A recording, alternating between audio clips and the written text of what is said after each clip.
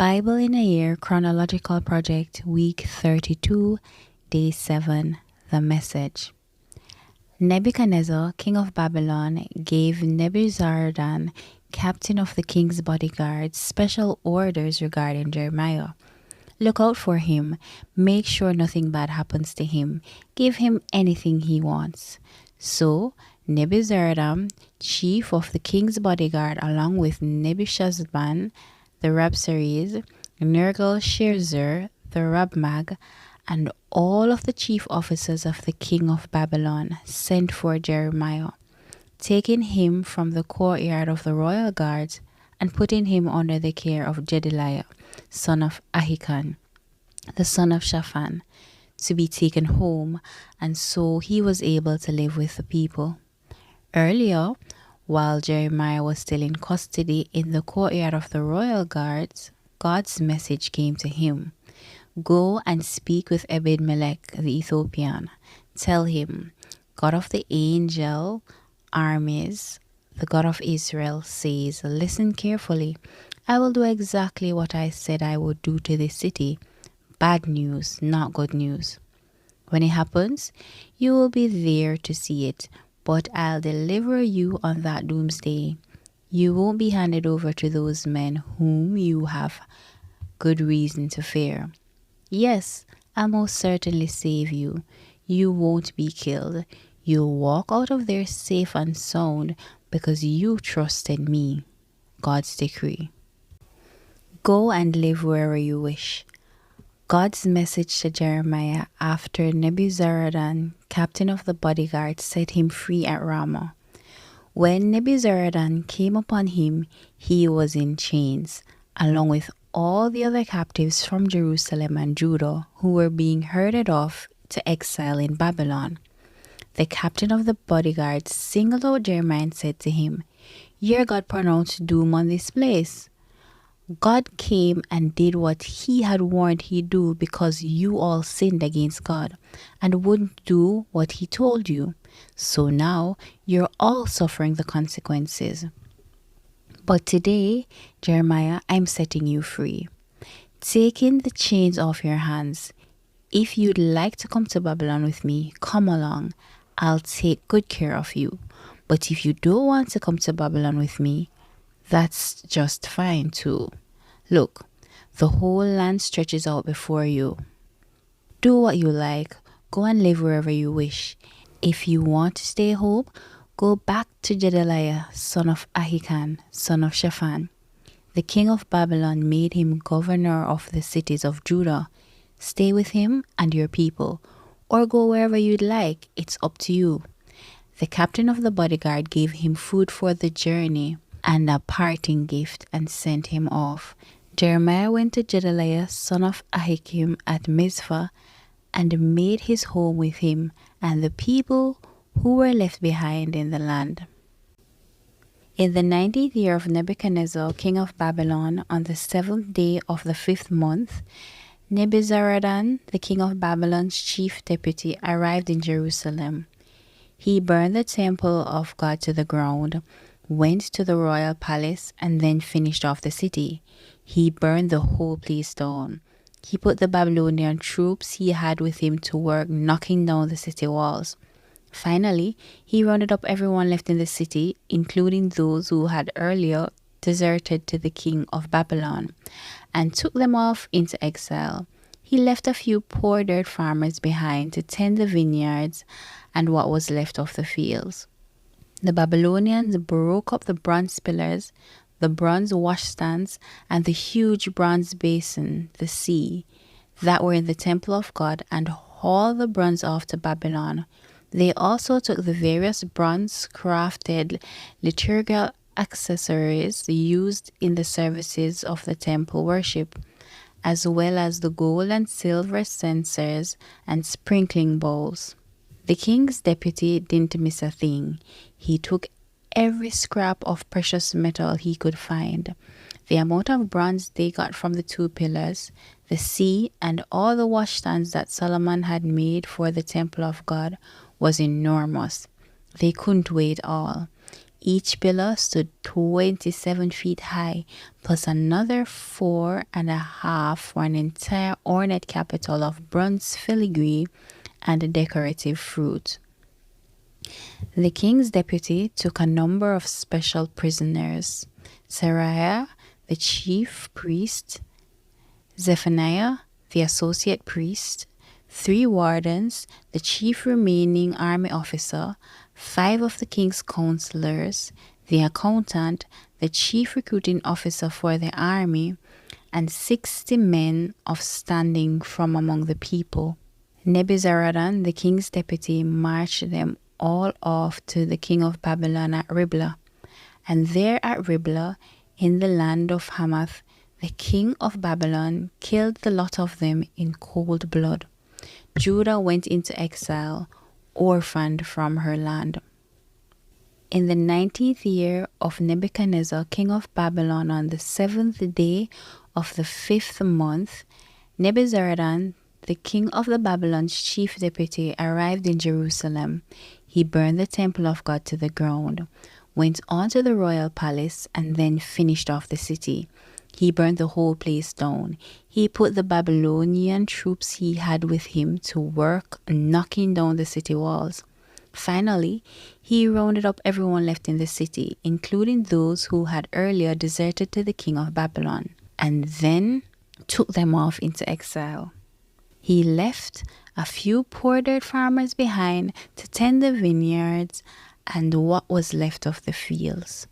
The Babylonians broke up the bronze pillars, the bronze washstands, and the huge bronze basin, the sea, that were in the temple of God, and hauled the bronze off to Babylon. They also took the various bronze-crafted liturgical accessories, as well as the gold and the silver censers and sprinkler bowls used in the services of the temple worship. The king's deputy didn't miss a thing. He took every scrap of precious metal he could find. The amount of bronze he got from the 2 pillars, the sea, the 12 bronze bowls that supported the sea, and the 10 washstands that Solomon had made for the temple of God was enormous. They couldn't weigh it all. Each pillar stood 27 feet high with a circumference of 18 feet. The pillars were hollow, the bronze a little less than an inch thick.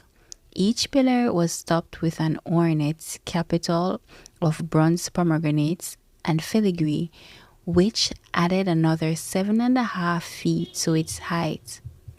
There were 96 pomegranates evenly spaced. In all, 100 pomegranates worked into the filigree.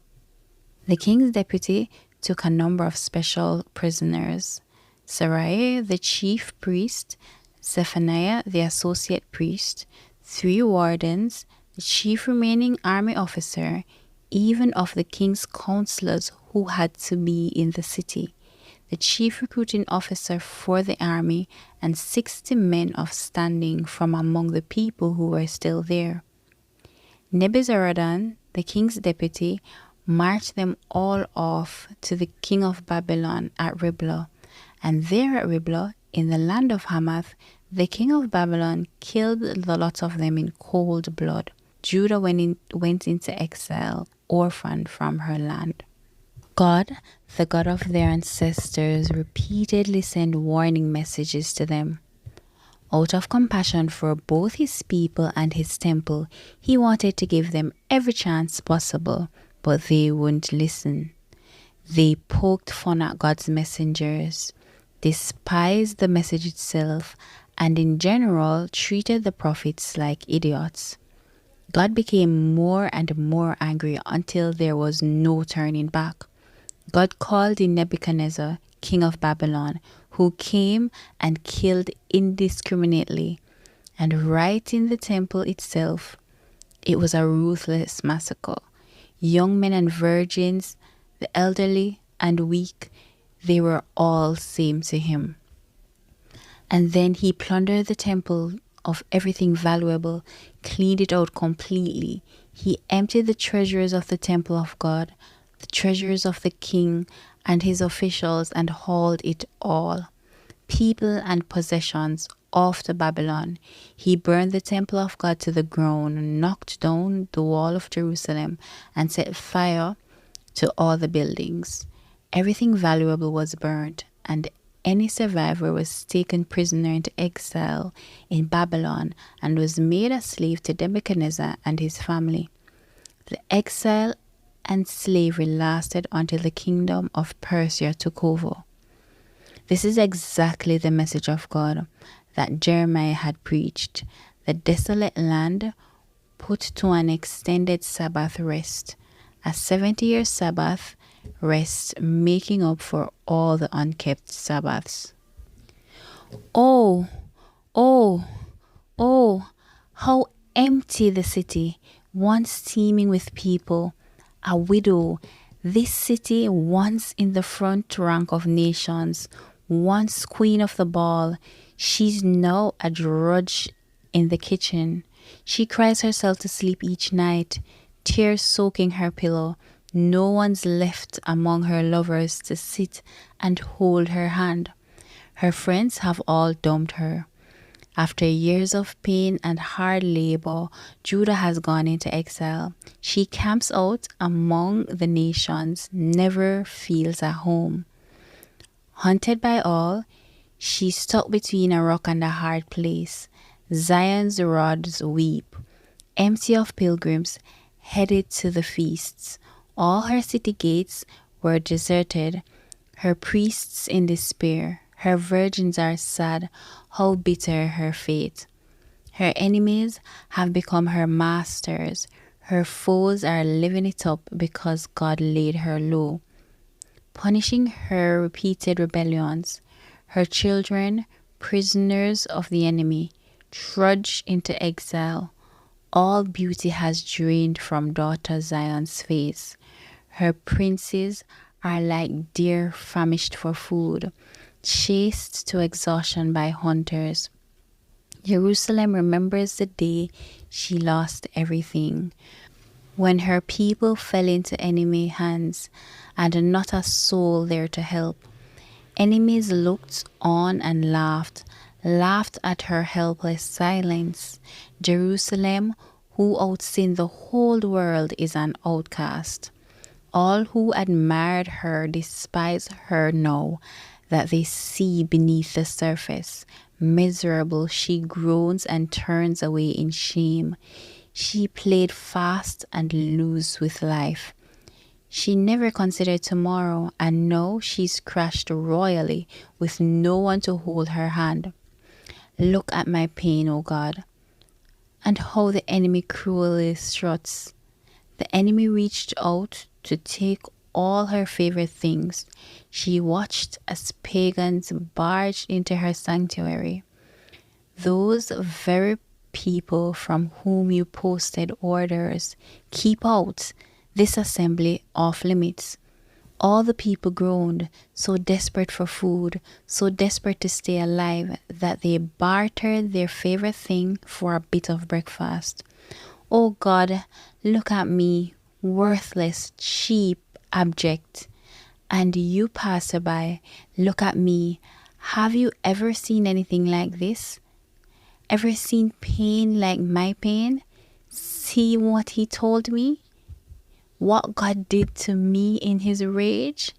He struck me with lightning, skewered me from my head to foot. Then he set traps all around so I could hardly move. He left me with nothing, left me sick and sick of living. He wove my sins into a rope and harnessed me to captivity's yoke. I goaded by cruel taskmasters. The master piled up my best soldiers in a heap, then called in thugs to break their fine young necks. The master crushed the life out of fair virgin Judah. For all this I weep buckets of tears, and not a soul within miles around cares for my soul. My children are wasted, my enemy got his way. Zion reached out for help, but no one helped. God ordered Jacob's enemies to surround him, and now no one wants anything to do with Jerusalem. God has right on his side. I'm the one who did wrong. Listen, everybody. Look at what I'm going through. My fair young woman, my fine young men, all herded into exile. I called to my friends. They betrayed me. My priests and my leaders only looked after themselves, trying but failing to save their own skins. O God, look at the trouble I am in. My stomach in knots, my heart wrecked by a life of rebellion, massacres in the streets, starvation in the houses. Oh, listen to my groans. No one listens, no one cares.